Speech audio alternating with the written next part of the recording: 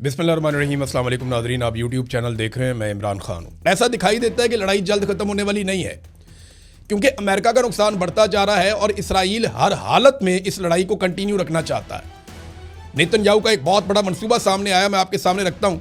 लेकिन wall street journal की एक रिपोर्ट है, उसने इंकशाफ किया है कि अरब ममालिक ये एतराफ़ नहीं कर रहे, इस बात को मान नहीं रहे, मगर उनकी सरजमीन को अमेरिका ने हमलों की लॉन्चिंग के लिए लगातार इस्तेमाल किया है। यानी अमेरिका अपने हमलों के लिए अरब ममालिक की सरजमीन को इस्तेमाल कर रहा है। लेकिन अरब ममालिक मान नहीं रहे, ये बात की है वॉल स्ट्रीट जर्नल ने। इसके बाद जनाब हमारे पास यहाँ पे एक स्टेटमेंट है। कतर, बहरीन, कुवैत, अरब अमारात, सऊदी अरब हमारे साथ पहले दिन से। ईरान जंग में हमारी मदद कर रहे हैं। ईरान जो है वो बिला वजह हमले कर रहा है। हमें फ़ख्र है, हम मिडल ईस्ट के साथ मिलकर लड़ रहे हैं। ये स्टेटमेंट है जनाब अमरीकी वज़ीर दिफा का, और उन्होंने ये स्टेटमेंट दिया कि जनाब ये ममालिक तो हमारे साथ हैं।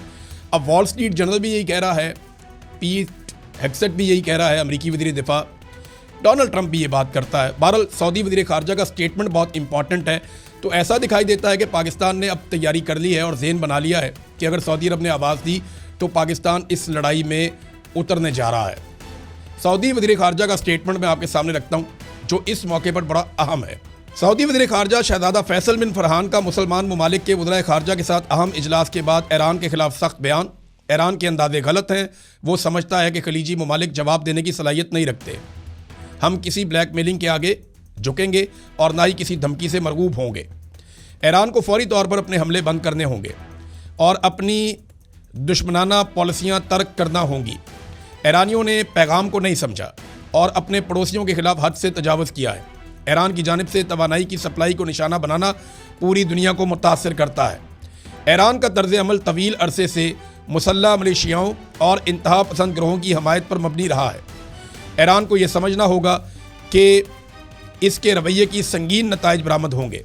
हम ईरानी जारहियत को रोकने के लिए हर मुमकिना ज़रूरी वसीला इस्तेमाल करेंगे। मुमलिकत और इसके शराकतदार बड़ी सलाहियतों के हामिल हैं और हमने जो सब्र दिखाया वो लामहदूद नहीं है।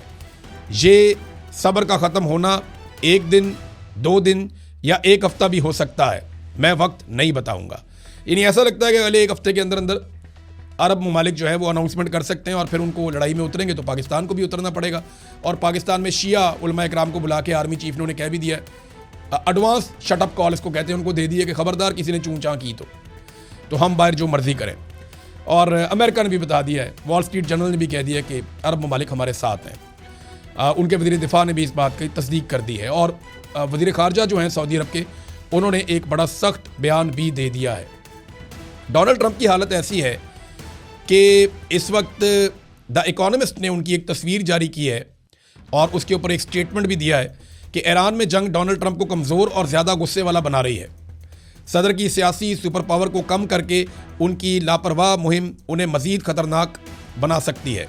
सोचे समझे बगैर शुरू की गई जंग बड़ा बहरान बन सकती है। अगर ये जंग महीनों तक जारी रही तो इनकी सदारत को ज़मीन पर भी गिरा सकती है। ये जनाब सदर ट्रंप के बारे में द इकोनॉमिस्ट ने लिखा। इनकी ज़रा तस्वीर देखें आप कि सदर ट्रंप ने सर के ऊपर एक टोपी पहनी हुई है जंगी, और उसके ऊपर गोलियाँ उनकी आंखों के ऊपर आई हुई हैं। यानी ताकत के अलावा डोनाल्ड ट्रंप को अभी कुछ भी नहीं सूझ रहा। अब नाज़रीन आ जाए उस बड़े मंसूबे की तरफ जिसकी मैं बात करना चाह रहा था, लेकिन उससे पहले ट्रंप के गुस्से का रीज़न क्या है। यहाँ ब्लूमबर्ग की एक रिपोर्ट है कि ईरान के खिलाफ जंग में अब तक अमेरिका के 16 जंगी जहाज़ जो हैं वो तबाह हो चुके हैं। 16 जंगी तैयारे, ये बहुत बड़ा नुकसान है। हमने इंडिया के 6 गिराए थे, डोनाल्ड ट्रंप ने बढ़ा के 11 तक पहुँचा दिए थे। तो डोनाल्ड ट्रंप के अपने जो हैं वो 16 अब तक तैयारे तबाह हो चुके हैं। ये इंकशाफ किया है ब्लूमबर्ग ने। अच्छा, इसके अलावा उन्होंने ये बताया कि 10 स्ट्राइक ड्रोन्स भी हैं जो तबाह हो गए हैं। 6 अमेरिकी जंगी जहाज़ों को शदीद नुकसान पहुंचा है और वो जहाज़ हैं जो तबाह होने वाले 16 जहाज़ों के अलावा हैं। यानी 6 को नुकसान पहुंच गया, 16 तबाह हो गए, ये तो फिर 22 हो गए। और उनके जो खौफनाक ड्रोन्स हैं बड़े शानदार, वो भी तबाह हो रहे हैं।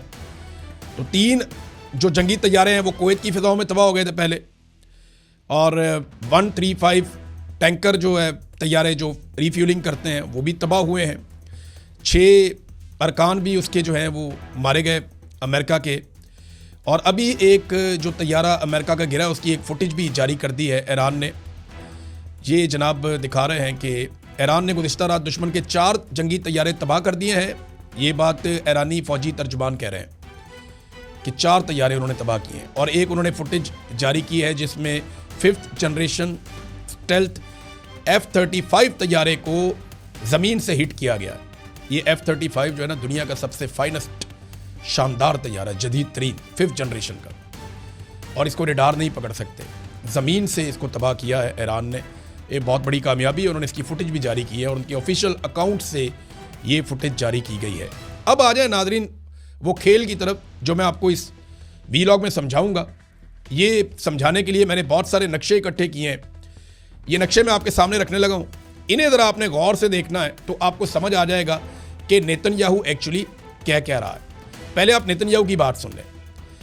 नेतन्याहू ने कहा कि मामला जोहरी हथियारों का नहीं है, यानी जो दिखाई दे रहा है मामला जोहरी हथियारों का दिखाई नहीं दे रहा।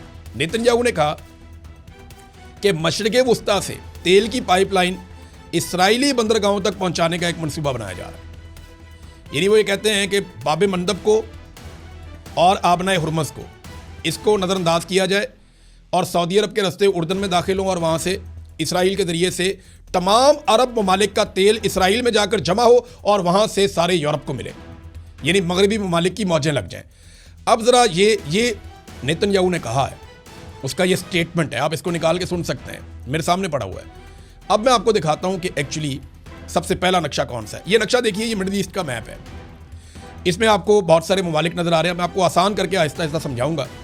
ये पहली तस्वीर आप देख रहे हैं, ये मिडिल ईस्ट का मैप है। इसमें जो नीला हिस्सा है वो समंदर है और जो बाकी अलग अलग कलर्स हैं वो अलग अलग ममालिक हैं। तो सबसे पहली तस्वीर दूसरी आप देखें, इसमें आपको सऊदी अरब रेड सर्कल में नज़र आ रहा है। ये जो मुल्क है ब्राउन कलर का, ये सऊदी अरब है।